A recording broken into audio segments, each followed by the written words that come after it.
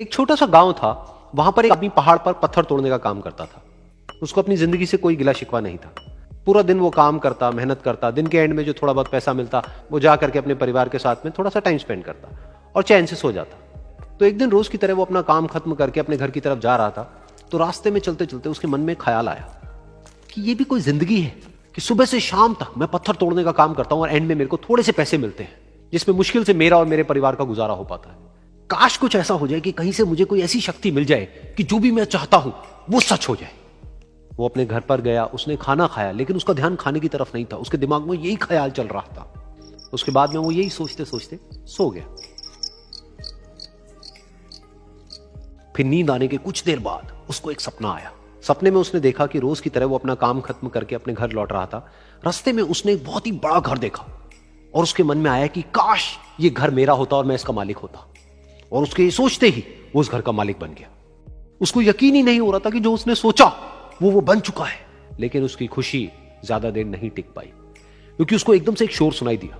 उसने अपने घर के बाहर देखा कि एक बहुत बड़ी रैली निकल रही है, जिसमें बीचों बीच एक पॉलिटिशियन है जो ऐसे ऐसे हाथ हिला रहा है। और वहां पर जितने भी लोग खड़े थे सब उसके नाम के नारे लगा रहे थे, उसके आगे हाथ जोड़ करके खड़े थे, सब उसको देखने के लिए तड़प रहे थे। तब उसको यह एहसास हुआ कि मैं कितना छोटा हूं उसके आगे। और फिर उसके अंदर से एक ख्याल उठा कि काश मैं ये पॉलिटिशियन होता और मेरे पास भी इतनी ही पावर होती जितनी कि इसके पास में है। बस उसका इतना सा सोचने की देर थी, वो पॉलिटिशियन बन गया। उसकी खुशी का ठिकाना नहीं था, क्योंकि उसके आसपास में हजारों लोगों की भीड़ थी और सब उसको देखने के लिए तरस रहे थे, तड़प रहे थे। लेकिन उसकी ये खुशी भी ज्यादा देर नहीं टिक पाई। धूप बहुत ही तेज थी और उस पॉलिटिशियन को आदत नहीं थी इतनी गर्मी में रहने की। तो उस धूप की वजह से उसको चक्कर आ गए और वो बेहोश होकर के गिर गया। फिर उसको एहसास हुआ कि ये पॉलिटिशियन सबसे ताकतवर नहीं है, ये जो सूरज है ये सबसे ताकतवर है। और उसके मन में आया कि काश मैं ये सूरज बन जाऊं तो मेरे आगे कोई नहीं टिक पाएगा। और उसका इतना सा सोचने की देर थी और वो सूरज बन गया। और वो खुशी से पागल हो गया, क्योंकि पूरी दुनिया को वो ही रोशन कर रहा था और पूरी दुनिया में ऐसा कोई नहीं था जो कि उसकी रोशनी को रोक सके। लेकिन उसकी ये खुशी भी ज्यादा देर टिक नहीं पाई, क्योंकि कुछ ही देर बाद आसमान में कुछ काले बादल आए जिन्होंने कि उस सूरज की रोशनी को रोक दिया। फिर उसको यह एहसास हुआ कि इस दुनिया में ऐसा भी कोई है जिसमें दम है उसकी रोशनी को रोकने का। और उसके मन में एक ख्याल उठा कि काश मैं वो बादल बन जाऊं। और वो बादल बन गया और आसमान में उड़ने लगा। उसको ऐसा लगा कि मैं आसमान में उड़ रहा हूं और अब मैं जहां चाहे वहां जा सकता हूं। लेकिन कुछ देर बाद वहां पर एक बहुत तेज हवा का झोंका आया जो कि उन बादलों को उड़ा करके ले गया। अब फिर उसे ये समझ आया कि ये जो बादल हैं वो सूरज की रोशनी को तो रोक सकते हैं लेकिन हवा को नहीं रोक सकते। ये हवा उनको बहा करके ले जाती है। फिर उसके मन में आया कि काश मैं ये हवा बन जाऊं। और वो हवा बन गया। हवा बनने के बाद में उसको अपने अंदर एक अलग ही ऊर्जा का अनुभव हुआ।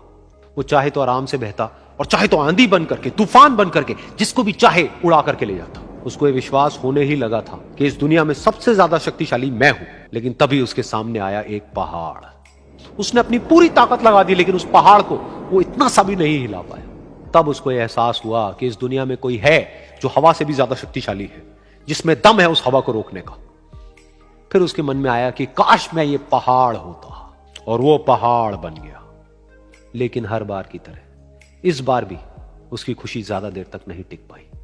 उसको एक जानी पहचानी सी आवाज सुनाई दी और साथ ही साथ उसको दर्द होने लगा, जैसे कि कोई है जो उसको तोड़ रहा है, उसको मार रहा है। तो दर्द से वो चीखने लगा और उसके मन में आया कि काश मैं वो बन जाऊं क्योंकि इस पहाड़ को तोड़ने का दम रखता है। लेकिन इस बार उसकी ये ख्वाहिश पूरी नहीं हुई।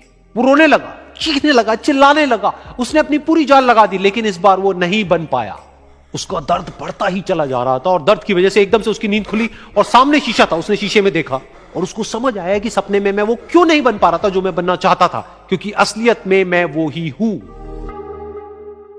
दुनिया सुनना नहीं देखना पसंद करती है कि आपने क्या किया। जिंदगी में कामयाब होने के लिए याद रखिएगा, ये मायने नहीं रखता है कि आपने कितना किया, मायने ये रखता है कि आप कितना कर सकते थे। जब लंका में पुल बनाया जा रहा था पत्थरों को जोड़ जोड़कर सीता माँ को लाने के लिए, तो बंदरों के साथ साथ गिलहरियां भी वहाँ पत्थर भर रही थी। तो इन सब से कितना पत्थर ही उठेगा। एक बंदर आया तो उठा के फेंक दिया गिलहरी को, भाग यहाँ से, तो इतनी पत्थर बीच में ला रही है। तो मर्यादा पुरुषोत्तम राम के पास वो जाके गिलहरी गिरी।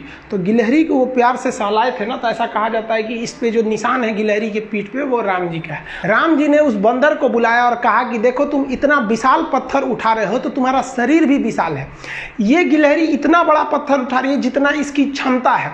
तो आप अगर कामयाब होना चाहते हैं तो आप ये मत सोचिए कि आप हमने आज 8 घंटे पढ़ लिए या 8 घंटा हम मेहनत किए, आप ये सोचिए कि आप कितना कर सकते थे।